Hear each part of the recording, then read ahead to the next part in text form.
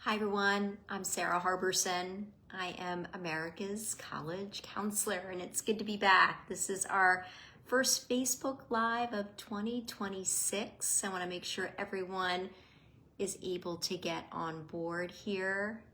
There we go, good. You know, I haven't done a Facebook Live in a couple of months. So when I went on to get started, I could see that Facebook had made a lot of changes. So I'm glad people are joining. I'll give people a chance to log on. I like to do these Facebook Lives, you know, every couple of months. This is a really important time for multiple grade levels right now going through the college admissions process. Obviously, we have a lot of high school seniors who are awaiting decisions or getting some decisions in hand. There are a lot of questions. Hi, Wendy. It's always good to see some familiar names pop up. Hi, Dina. But also our juniors are really getting started. You know, when you hit that halfway mark of junior year, a lot of families really begin to take the college admissions process seriously. If you have any sophomores in your household, you might have a lot of questions from them. I got a lot of questions last night from my son. I wrote my blog about it, which will be going out tomorrow, so take a look. It's some good advice for what to be thinking about next, especially when it comes to summer and the following school year. And then for freshmen, you're just getting started. And especially if this is your first child going through the process, I'll be really excited to hear what is on your mind. So why don't we get started? It's so funny. I see a number of Application Nation members here. I should mention that we just launched Application Nation Class of 2027 last week. And so if you have a high school junior and you want incredible guidance and expertise with the college admissions process, I hope that you'll join Application Nation Class of 2027. But it looks like we've got some questions that have already come in. Hi, Artie. Okay, first question from Carrie. Hi, Sara Harberson. For schools that ask for a recommendation letter, how many should be submitted and from which teachers? We heard it's a good idea to get a recommendation from both a humanities teacher and a STEM teacher. My daughter does not do well in her math science classes. Will being a teacher's aide for one of those teachers increase her chances of getting a recommendation letter for that from them? Yeah, I'll answer the last question first. Yes, if a student is a TA for one of their classes, that usually means they did extremely well in that class and the teacher was very impressed with them. Students can usually list a teacher's aide on their activities section unless they get a grade and credit for it on their transcript. But yes, that would be a really good teacher to ask as long as that teacher is a core academic teacher. So your English, math, science, history, or social studies teachers and your language teachers like world languages or ancient languages, those are going to be the best teachers to ask for letters of recommendation. There aren't many colleges out there that put restrictions on which academic subjects the recommendation letters should come from. I'll name just a few exceptions though. I believe MIT and Wesleyan, there aren't many more, but MIT and Wesleyan want to see 2 teacher recommendation letters, and 1 should come from a STEM teacher and 1 should come from a humanities teacher. And I think that surprises a lot of families because MIT is known to be this STEM school, but they still want to hear from a humanities teacher. If you're not applying to one of those schools that has specific requirements about what subject matters the teacher should come from, generally speaking, if there are 2 permitted, you just want to make sure that the 2 are not from the same academic subject or academic discipline. So for example, even if you want to be an English major, you wouldn't want both teacher recommendation letters coming from, 2 English teachers. You want to mix it up, but it would be okay to ask an English teacher and a history teacher, or your history teacher and your Spanish teacher. Hi, David. So many familiar names here. It's so cool. Let's see what other questions. Sibling legacy. Does it exist? Most college supplements are going to ask if the student has a family member who attended the institution or currently attends the institution. And a lot of times there's a drop-down menu to choose from, and sibling usually is still included. The sibling legacy, if legacy is considered in the admissions process, the sibling legacy is not going to be as powerful as a parent, sometimes not even as powerful as a grandparent who went to that institution. But it's definitely something that if it is asked on the college's supplement, the admissions officer will notice it.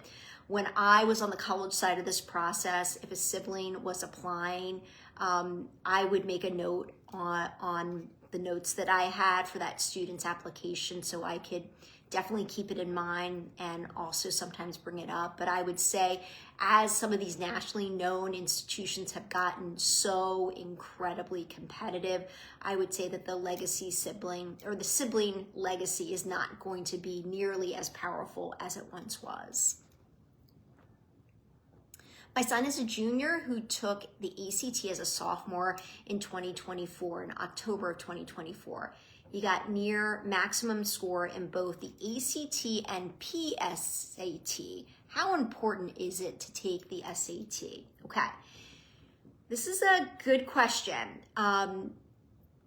If you did really well on the ACT already, there's really usually no reason to have to take the SAT. I think it just creates more stress for the student, and you'd have to invest more time, and it's going to cost money. The only caveat, or the only reason I hesitate just a little bit, is I would say that Carnegie Mellon, I should say, prefers when students take the SAT or ACT starting in junior year. I don't know if they would completely not consider a score from sophomore year. We'd have to look at the language that they have on their website, but that's just one reason why a student may want to take the SAT if the student took the ACT back in sophomore year. When it comes to national merit, the National Merit Scholarship, you've got to take the PSAT to see if your index score qualifies you as a semifinalist, but you can use an ACT or an SAT score if you make it to the semifinalist round to try to ultimately get the scholarship. So I don't see any major concerns except if Carnegie Mellon is on the list. Hi, Annie. Aw. All right, next question. Good evening. Is the Scholastic Regional Silver Key for Journalism good for a highly selective school? I love the Scholastic Keys. This is an arts and writing national competition, but the first set of notifications is, I'm thinking back to when my daughter did this, I think it's in your region. And if you get a gold or a silver key or an honorable mention, I would definitely list that as an honor on your application. The gold key is definitely a bigger award than the silver key, but there are other rounds, I think, beyond your regional area. But silver or gold key, or sometimes even honorable mention, if you have room on your honor section, I would definitely include it. If the student is getting it in journalism, my guess is that there are other indicators that the student is interested in journalism or is a strong writer. My hope is that the major is aligning with some kind of writing. So maybe English or creative writing, or some of the bigger universities will even have a journalism major. And so when you list an honor like that and you're listing English, creative writing, or journalism, that's what I call evidence to support your major choice. So it's a good thing, yes. What is the best SAT prep in Arizona? Gosh, I don't know, but I love Arizona. But I can tell you that most of the test prep companies that I think highly of are national test prep companies, and they're no longer doing much test prep in person. It's almost exclusively over Zoom or virtually. It doesn't have to necessarily be Zoom, but I like using Zoom for my meetings, my virtual meetings with students. In Application Nation, we partner with Franklin Yard. They are a national test prep company, and I just love their approach. I think that they are really down-to-earth, brilliant tutors who understand teenagers really well. And a big shout out to Tara, who will answer the phone when you call, and she will do such a superb job in matching the tutor with the student with the right tutor. So I think that's why they get such great results. It seems the ACT is very unstable test. Is it better to concentrate on the SAT? Also, is Dickinson good for a STEM major? Okay, we got a couple questions in there. Is the ACT an unstable test? Well, we could probably spend a couple days debating that. Right now, the SAT is definitely the more popular test.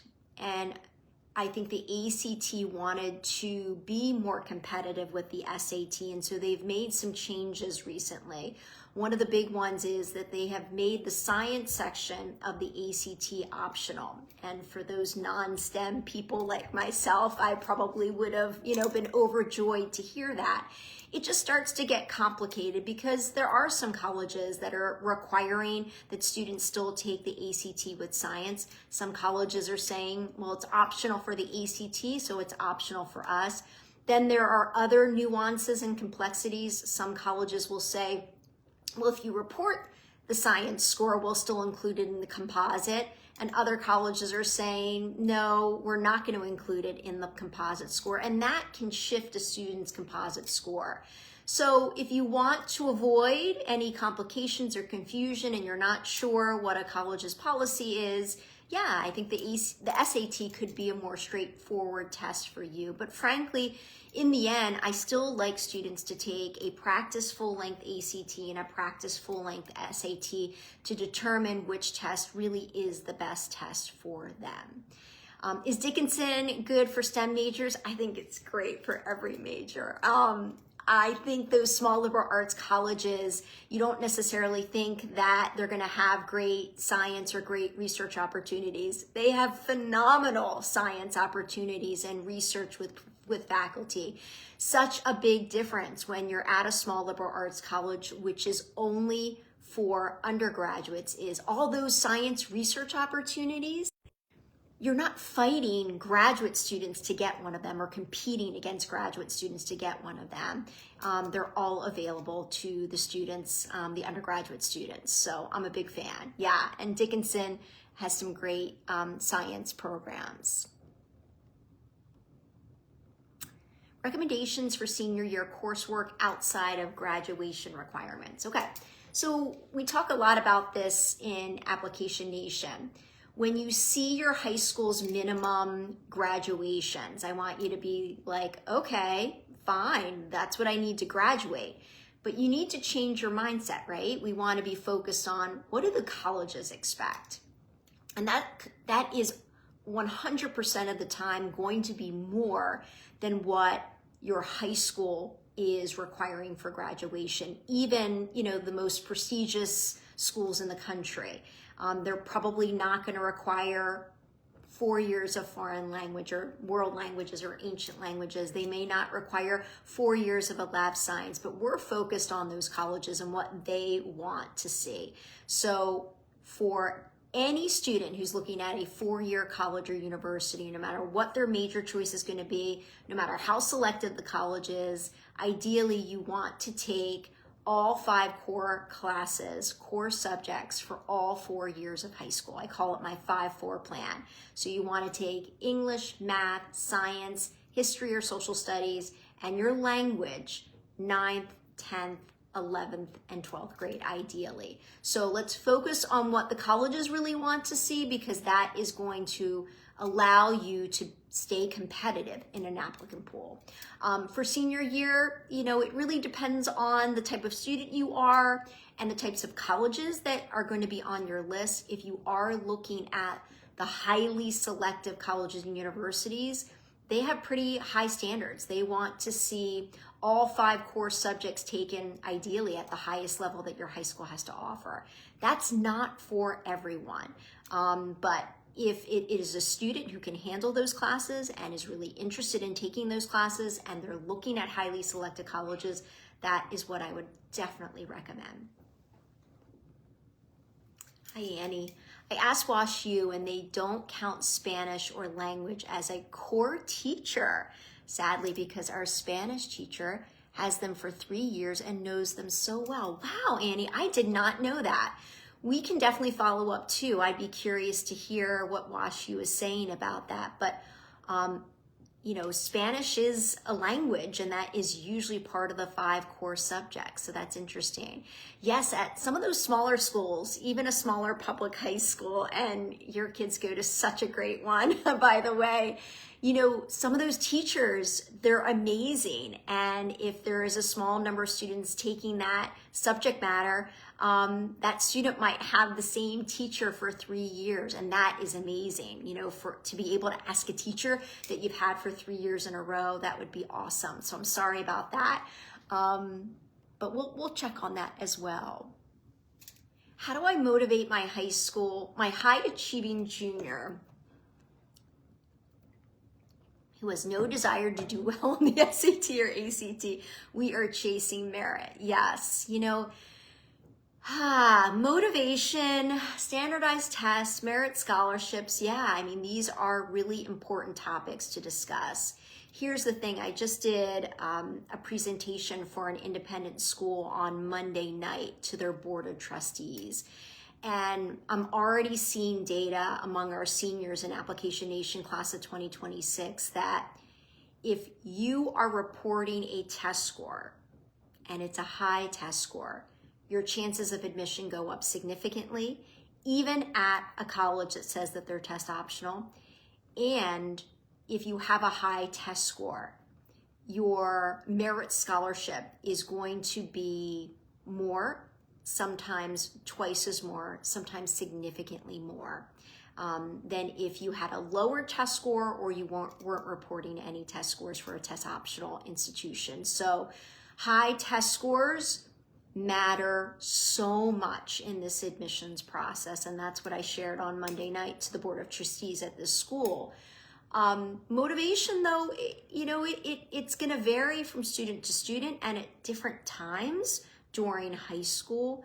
I would just say, I really like families to be really open and transparent with each other about what it costs to attend these colleges and universities. Even if you're looking at public universities, especially if you're coming from out of state, you're going to pay tuition as if you were attending a private institution. Some of these institutions are costing upwards of $90,000 a year. That is just not affordable for 99.9% of families out there. And even for families who don't qualify for aid, they're looking for those merit scholarships. So one way to get those merit scholarships is to get that SAT or ACT up. If you've got a junior right now, they still have plenty of time, right? And it's going to get super busy in the spring. So March is a good time. April is a good time to take standardized testing. But once May hits, a lot of our students are going to be taking AP exams, or they're going to be focused on final exams, but also prom is happening. Kids need to have a regular life. So I would be thinking about, at this point, getting ready for, the July ACT, the August SAT, the September ACT, and the September SAT. This past September was the first year that the College Board offered the SAT in September. So I find that the best scores happen in the summertime or very early fall of senior year. So that junior might still have some time.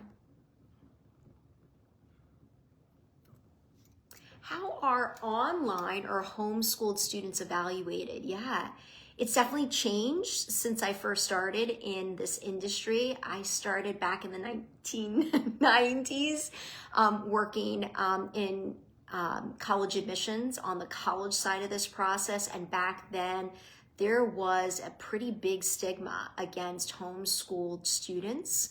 Online wasn't even an option back then. But over the years, there have been more students that have done homeschool education for high school. And I would say over the past 5, 6, 7 years, there is an explosion going on right now with students at least taking online classes. In some cases, some students doing their entire high school education online. So that's a possibility. We're big fans of Apex and also Laurel Springs. Both are accredited online high schools. You can do your entire online high school education through them, or you can just, take a course here or there because there's a scheduling conflict at your high school. But I would say that, admissions officers are a lot more understanding of online high schools at this point. Frankly, the very traditional homeschooled applicant is almost unusual these days. Almost every student who would have been in that situation is doing online classes or potentially taking some college level classes. So the stigma is not there, although you just want to have the right reasons behind why you're doing an online course, because if you attend a bricks and mortar traditional high school and you're taking an online class or taking any high school class outside of your home high school, you do have to provide an explanation of that, a short statement in Common App. But if you're doing your entire high school education online, there's usually a pretty good reason for that. It could be that, you are an elite athlete, you are an elite artist, and you need more flexibility. Sometimes it has to do with, medical issues. But I would say the more popular option right now is doing those one-off online classes. And I think if it works with your schedule and you can handle it, go for it. But you shouldn't feel the need to have to take extra online classes outside of your home high school if your home high school provides everything that you need. What universities have good support for students with ADHD? Yeah, there are a number of lists on the internet that are pretty good lists to take a look at, but you obviously want to do your own research. I'm going to name some schools that I've had students go to and have really good experiences with ADHD. Marist, it's no longer Marist College, it's Marist University in New York. Beautiful campus as well. Hofstra, Long Island, New York. University of Arizona. What are some other ones out there? There is a college called Landmark College. I believe it's in New Hampshire, maybe it's in Vermont, but that is a school that's completely devoted to students with learning differences, including ADHD. I'm sure there are others, and if I think of any, I'll add them to our list. But look it up because there have been some great blogs about it that a lot of my colleagues who do college counseling have put together for you. But obviously you want to do your own research too. Is it better to take AP Calc BC junior year and AP Stats senior year, or AP Calc AB junior year and AP Calc senior year? Okay, I just did a reel on this, so hopefully we'll publish the reel on Instagram and all the other social media accounts that I have. But it's all about math and how important the math sequence is. If you're looking at highly selective colleges, the most selective colleges in this country, at a minimum, it's really important to have AP Calculus AB by senior year. But frankly, there are a lot of students who are reaching AP Calculus BC by senior year, and sometimes even beyond that, like multivariable calculus, linear algebra, differential equations, those kinds of advanced post-calculus classes are geared towards students who are really strong math students and often end up applying as math majors or maybe an engineering major. But I would say AP Calculus AB is a minimum for the highly selective colleges, no matter what your major choice is. That's kind of the expectation. There are going to be some exceptions, but they are pretty rare. AP Statistics is a really great class. And we hear from our Application Nation students who took it in high school, and we hear from them when they go to college that it was a really useful class, but still admissions officers absolutely are going to favor AP Calculus AB and AP Calculus BC over AP Statistics. So if you have room in your schedule, you can take AP Statistics. If you exhaust the curriculum, the math curriculum at your high school and its senior year, you can definitely take AP Statistics, but we want to prioritize AP Calc AB first and foremost. Hi, Jolene. Oh, it's good to see you. Another AN class of 2027 parent. We have a number of them here tonight. Makes me happy to see you all. Someone's asking about schools for students with ADHD and dyslexia. I named a few. If I remember any, if anyone else wants to mention any, please feel free to do that. If not, it should be a great upcoming blog for me, which I try to do weekly. It usually comes out on Thursdays. Sometimes it's a Wednesday or a Friday, but this week it'll be tomorrow. All right, here's someone with multiple questions. I'll try to answer as many as I can. Do number of attempts taking the ACT matter? Good question. They used to matter a whole lot years ago. And that was because most colleges and universities would require official score reports. And a lot of times all the scores would show up on the official score report. Now it's pretty unusual for a college to require an official score report. I would say there's a minority of colleges that require an official score report for admissions. Almost all colleges are now permitting self-reporting test scores right on the application. So if you're filling out the common application, there is a testing section. And when you are listing the SAT or listing the ACT, you're usually providing one set of scores or your best scores in each section. There are going to be a couple of institutions, I can think of Georgetown, that wants to see all test scores. So if you took the ACT 5 times and the SAT 4 times, you will be required to provide all of those scores, but that's pretty unusual. So it really, this new self-reporting, gosh, we're modernizing in the college admissions process. It really does allow the student to put their best foot forward, not have to show all of their cards. Colleges don't need to know how many times you've taken it. And I have seen more students take standardized testing more than 3 times, whereas when I first started in this industry, admissions officers used to say to students, only take it 3 times, don't take it more than that. But nowadays I'm seeing more students take it more than 3 times because they don't have to share all of their scores. My son wants to do business major, a minor, and pre-med, any university names that pop up in your mind for that combination. Okay, some things to keep in mind. A lot of the bigger universities, even some mid-sized universities, even some small liberal arts colleges are going to have a business major. If it is a university with a separate undergraduate business program, it's going to be a little bit more difficult to do other fields of interest outside of your business degree or your business program.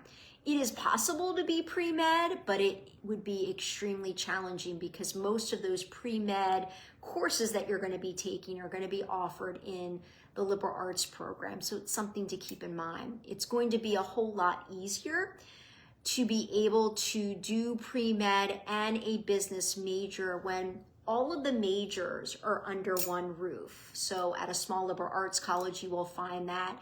Even at an institution like, Stanford and Harvard. There isn't a separate undergraduate business program. Yes, there are MBA programs, but all the undergraduate majors are under one roof, and that can make it a little bit easier. So do any pop up? I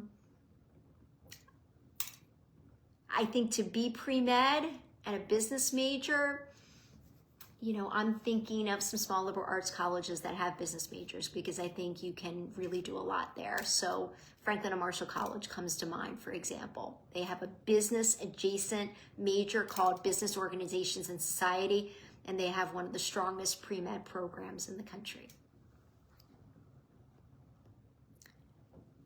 Is there a way to know how colleges recalculate a GPA?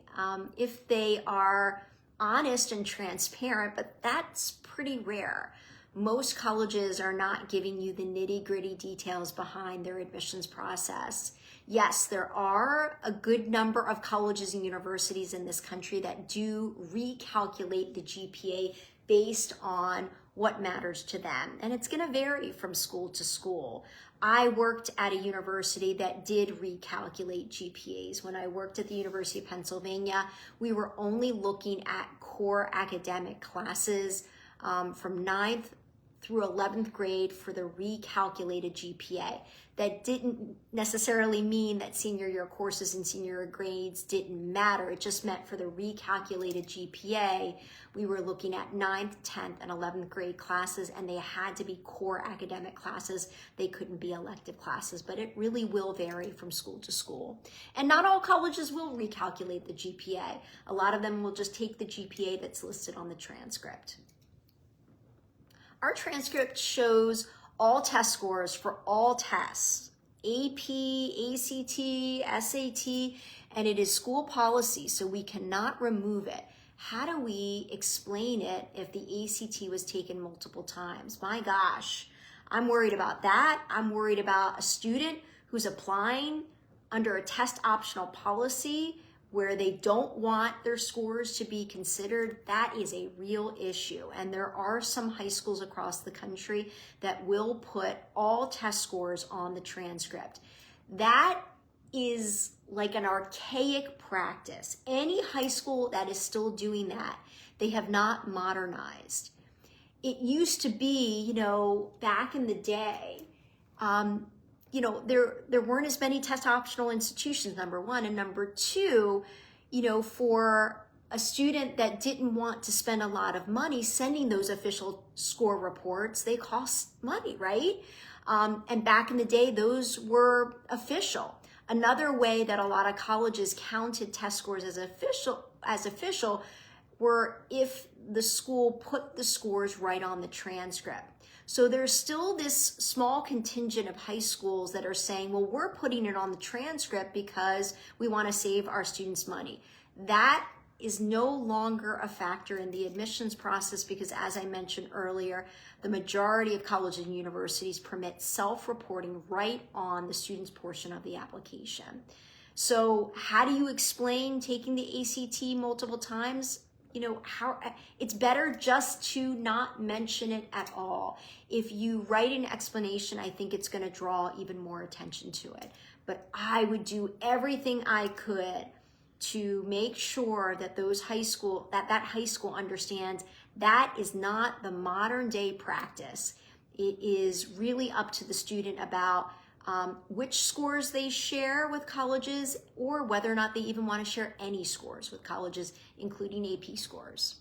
There are going to be some colleges that require all AP scores, but again, it's up to the student, and it's their responsibility to do that. It does not and should not be on the high school transcript.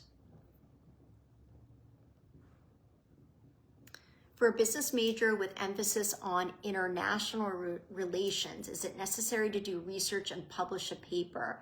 Will teaching workshops during the summer to students weigh just as much as doing research? Yeah, research isn't the be-all, end-all for the sciences, for engineering, for business, for international relations, for any of those more humanities majors. But if you want to do research, there are different ways to do research. You can latch on to a research project at a college or university. Like if you want science research. There are going to be a ton of labs at a four-year university. You can do research with a professor one-on-one, especially for some of those humanities majors. But I also tell students, you can do your own research. You don't need to be a part of someone else's project. In fact, I love a student who initiates their own research project. You don't have to be published either. You know, that's not you know, the ticket to get into certain colleges. So I would encourage students to pursue research if they want to do it, but if there are other ways to show evidence for that major choice, like teaching a workshop, maybe they're teaching a workshop on, you know, Model UN or something like that, that can be just as powerful. Hi, Bindi. Thank you so much. I'm glad you're here. Well, Rachel's here too. All these Application Nation class of 2027 families, I love it. And some 26s and some 25s and 24s and 23s I see here too. Makes me feel very well supported. Okay, let's see. Ooh, this is a good one. I hate to even ask this question, but my younger daughter volunteers for a local Latina advocacy organization.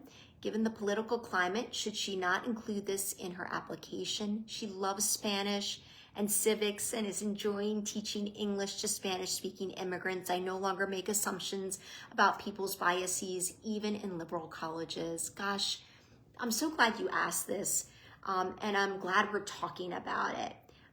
Even this year, which felt like colleges were being scrutinized about their admissions process, I told my students, do not leave off important organizations on your activities list.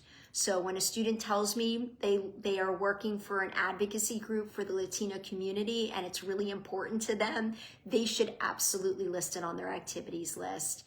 And I think what we're seeing now is the administration begin to back off. There was some news, I think it was last week or the week before, that suggested that the administration will not be going any further with the DEI investigation. So my hope is that students can begin to not be scared to get involved with cultural or racial groups, and, you know, if something's really important to them, they should be listing it on their application. That's my feeling. It's impossible for my son to take AP US History due to a conflict with AP Chemistry. So my question, should he seek to take it online somewhere else? Or just because we are a small school, just be okay without taking it? He just would love to. Okay, so we have a couple of options here. AP US History. I wrote a blog, I don't know, I think a couple months ago about some really important classes, especially if you're looking at the more selective colleges. AP US History is one of those staple classes, and most high-achieving students who are aiming for the more selective colleges will take AP US History, usually junior year. It's a great staple class, even if you want to be a STEM major. If there is a scheduling conflict, students are never going to be disadvantaged by that, but you have to let them know. And, you know, I used to tell students, well, just make sure your counselor mentions that in the letter of recommendation, but there are a growing number of colleges and universities in this country that are not requiring a counselor letter of recommendation. So I'm telling all of my students in Application Nation, make sure that if you have a scheduling conflict, to just make a note of it in your application. You can just, you know, 1 or 2 lines in the additional information section of Common App and just simply say, during my junior year, there was a scheduling conflict with AP US History and AP Chemistry. And because I want to be a chemistry major or a STEM major, I chose AP Chemistry. Now, if the student wanted to go out on their own and take AP US History online, for example, at Apex or, you know, Laurel Springs or another online accredited high school, they can absolutely do that. But if they don't, and there was that scheduling conflict, ideally we still need a history or a social studies class your junior year. If you can't, because there aren't any options, then you want to double up in another academic subject. So you could double up in math. Maybe you take honors pre-calculus and AP statistics your junior year, for example, or maybe you double up in another subject matter, but that would be my recommendation. But at these small schools, scheduling conflicts happen all the time. In fact, they happen all the time at the bigger high schools too. So it's pretty common. And as long as you mention it, admissions officers won't hold it against you. What are your thoughts on a glimpse video? If the university accepts it, does it hurt to not submit one? Okay, so the glimpse video is becoming more and more popular. Just be careful. We've been noticing that Glimpse has a really long list of colleges and universities that accept the Glimpse video, but the reality is you want to go to a college's admissions website to find out if they actually do, because Glimpse seems to be providing a longer list than is actually in reality happening. But if the college or university offers you to do the Glimpse video, I would try to do it. It's just tough though, because of timing. A lot of times you are trying to submit the application right before the deadline, and then your Glimpse video has to be in by, 5 to 7 days after you submit your application or something like that. So it's a really tight turnaround. And there's some things to keep in mind about the Glimpse video. It's super short. Some colleges will permit you to have like 90 seconds, sometimes 2 minutes, but it's still really short. And I find that my students are having to talk really, really fast. So you can't squeeze a whole lot in it. So I recommend to my students, pick a couple of things, like 2 or 3 things you want to highlight, because there's not enough time to mention everything. Try not to repeat things that are already in your application. Sometimes you can make a little reference, but ultimately you want to give them something new. And in the end, if you simply don't feel comfortable doing a Glimpse video or the timing doesn't work out, in the end, it's usually, I haven't seen a college requirement. It's optional. Yes, would it be great to submit it? Yes, but if it's not working with your schedule or you don't feel comfortable, that's okay too. It just means that what was in your application that was submitted is going to matter more. Okay, but I do think the Glimpse video is going to become more and more popular. Yeah, I think because of authenticity and the threat of AI, that there's a growing number of students who are using AI to craft essays and even craft their activities list in the application. And I think more and more colleges are going to want to see a student just talk to them directly. And I think if you are well-spoken and you are articulate, you should take that opportunity. All right, so it's almost 10:15 here on the East Coast. I've got to make sure my kids are headed to bed soon, because we just got a text right before I jumped on to say that school would be starting on time for the first time since last week. We've had 2 snow days and 1 2-hour delay today, but I want to make sure my kids are headed to bed. I hope that this has been helpful to all of you. If you like the idea of me and my colleagues who are experts in college admissions and college counseling answering all of your questions on a regular basis, I encourage you to check out Application Nation. We have the younger group, Application Nation, for those 9th and 10th grade families. And as I mentioned at the beginning, we just launched Application Nation Class of 2027 last week for those juniors. And we take you through the whole college admissions process and support you and answer your questions 24/7, and I hope you'll consider joining. If not, I hope to see you back here again when I do Facebook Live in the next couple of months. Happy 2026 to all of you, and have a great night. Take care. Bye.